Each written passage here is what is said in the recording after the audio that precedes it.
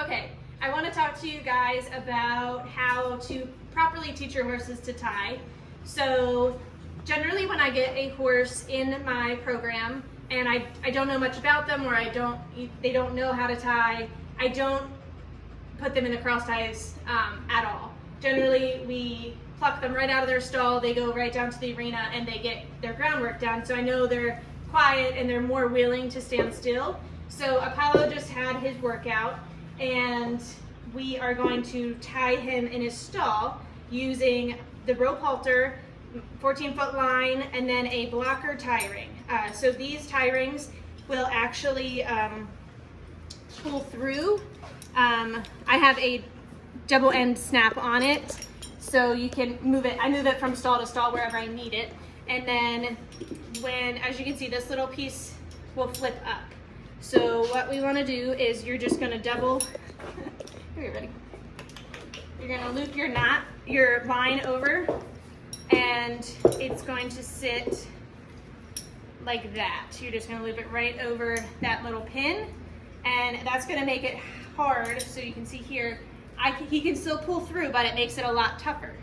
Now you can also, if you have one that's a little bit smart, they figure out very quickly how to get the line loose. You can actually double your loop over. So you make two little loops around the pin, pop it into place, and then you can see when I pull it, it still moves, but it's a lot harder. And if you imagine, they're much stronger than I am, so they're gonna be able to pull it much harder. But you can see how much harder it is to pull. So this is going to teach your horses, number one, how to tie properly. Number two, it's a safe way to do it so they don't hurt themselves pulling back.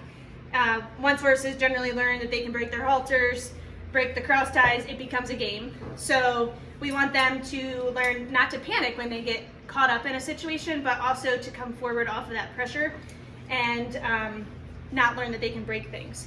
So we're going to take Apollo into his stall, and in each stall I have tie rings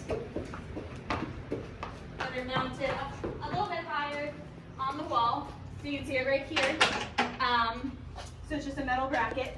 I will move my blocker tie ring wherever I need it.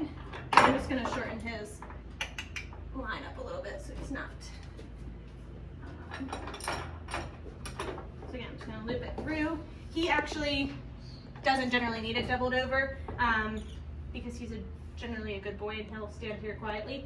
And you don't want their head cranked all the way up high, but you don't want it to be able to drag on the ground either. So he's at like a comfortable level. It's still got some slack in it. So he will stand here for, generally I start them 5 or 10 minutes, supervised, so I can keep an eye on them, and I like them to be untied when they're nice and quiet.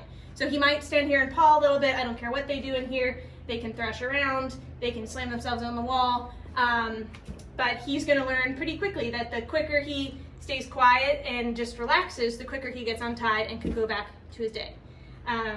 So then once they get used to 5 or 10 minutes at a time, they'll be tied for up to 30 to 45 minutes, depending on, I generally keep one tied while I go work another one. I come back and untie this one, the next one gets tied up. So it varies, but it is very good for them, for trailering, going to shows, and just general patience and ground manners. So if you have any questions about this kind of tying, leave me a comment or a message, and I'll be happy to answer them for you. Next, we're going to go into when I introduce cross ties.